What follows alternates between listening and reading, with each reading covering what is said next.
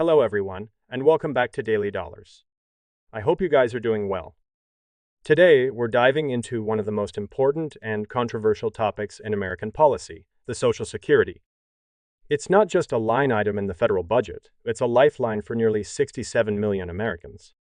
Whether you're retired, living with a disability, or supporting a family that relies on survivor benefits, Social Security is likely a big part of your financial picture. But as we progress through 2025, a growing financial storm is looming over the program. Experts warn that without intervention, the Social Security Trust Fund could become insolvent by 2035. That's why the silence from Washington is getting louder. So what's really going on with Social Security? Why do politicians across the aisle avoid the conversation? And is the promise that Donald Trump made to never touch Social Security still sustainable in the face of hard financial realities? We will break it all down in this update, so do me a quick favor, like and share this video, and subscribe to Daily Dollars so you never miss any Social Security update. Alright, let's get straight to it. Social Security isn't just a government benefit. It's a promise, a contract between generations. Workers pay into the system through payroll taxes with the understanding that those funds will be there when they retire, become disabled, or pass away, leaving dependents behind. In 2024 alone, nearly 67 million people received Social Security payments. For many, it's their primary or even sole source of income. But here's the problem: that promise is becoming harder to keep. Experts now warn that the Social Security Trust Fund could face insolvency within the next decade, likely between 2032 and 2035, unless major reforms are made. If nothing changes, automatic across-the-board benefit cuts of up to 20% or more could kick in.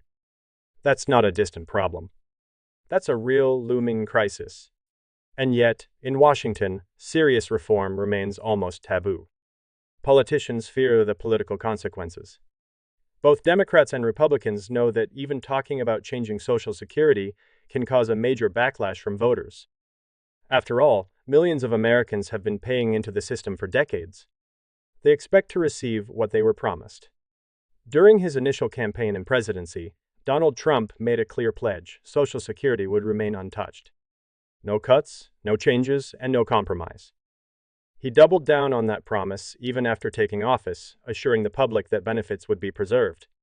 But as we approach the midpoint of 2025, that promise is under increasing pressure. Despite Trump's pledge, the financial reality may soon force his hand, or in fact the hand of any president for that matter. The math simply doesn't add up anymore. The population is aging. Fewer workers are paying into the system relative to the number of beneficiaries, and inflation and wage growth are outpacing the system's outdated formulas. Some experts argue that if Trump or any leader waits too long, the eventual fix could be even more painful. We've seen this play out before. In the early 1980s, under President Ronald Reagan, Social Security faced a similar threat of insolvency. What followed was a rare moment of bipartisan cooperation. Reagan, Speaker Tip O'Neill, and Fed Chair Alan Greenspan came together to push through reforms that included tax increases and gradual benefit adjustments.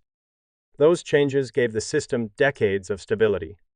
We may be at that crossroads again. Over the past 2 decades, various reform ideas have been floated, some more politically viable than others. In 2005, President George Bush proposed partially privatizing Social Security by allowing workers to invest part of their payroll taxes into personal accounts. But the idea was met with fierce opposition and ultimately failed. In 2010, the bipartisan Simpson-Bowles Commission recommended raising the cap on taxable income, adjusting cost of living increases, and modifying the benefit formula to reflect years worked and amounts paid in. While many economists praised the proposal's balance, Congress once again failed to act. Now, in 2025, a new bipartisan effort led by Senator Angus King of Maine and Senator Bill Cassidy of Louisiana is gaining attention. Their proposal includes gradually raising the retirement age to 70, modifying the benefit formula, and even creating a sovereign wealth fund seeded with $1.5 trillion to help offset future costs.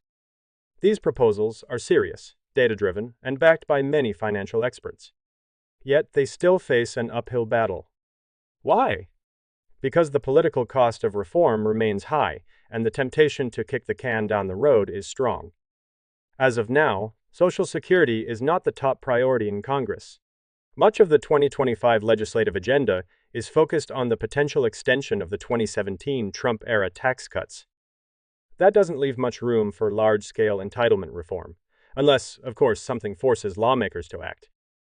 It could be a debt ceiling crisis, it could be market instability, or it could simply be the ticking clock of insolvency. The reality is, waiting for a shock to the system is not a responsible strategy. Proactive, gradual reform would be far less painful than the drastic measures required during a crisis. And here's a critical point: of all the entitlement programs, Social Security is perhaps the easiest to fix. Unlike Medicare or Medicaid, which are tied to complex healthcare cost inflation, Social Security's challenges are primarily structural and financial. They can be addressed through a combination of revenue adjustments and modest benefit changes if there's enough political will. So where do we go from here? Raising the retirement age, but they're necessary conversations. The longer lawmakers wait, the fewer options they'll have, and the greater the impact on American families who depend on this program. Now, let's bring in a recent development that could shape Social Security's future leadership. Recently, Senator James Lankford questioned Frank Bisignano, the nominee for Social Security Commissioner. Their discussion covered some of the most urgent challenges facing the Social Security Administration today, including outdated systems, long wait times, and the digital divide that particularly affects seniors. Bisignano emphasized the need for a multi-channel approach, blending modern technology with traditional in-person services to better serve all Americans. They also tackled the issue of delayed disability claims, with Bisignano promising improvements in processing times. He acknowledged ongoing fraud risks, staffing shortages, and even flagged shocking data, such as nearly 900,000 unresolved death records that continue to burden the system. While Bisignano spoke optimistically about reform, there are still big questions. Will he be able to speed up SSDI claims? Can he attract and train enough workers to meet rising demand? It's clear that real change will depend not just on funding or policy, but also on leadership, technology upgrades, and a fully equipped SSA workforce. What do you think? Should Congress act now to secure Social Security for future generations? Should leaders like Trump reconsider past promises in light of new realities? Or is there a better way forward that both protects the most vulnerable and preserves the program's long-term solvency?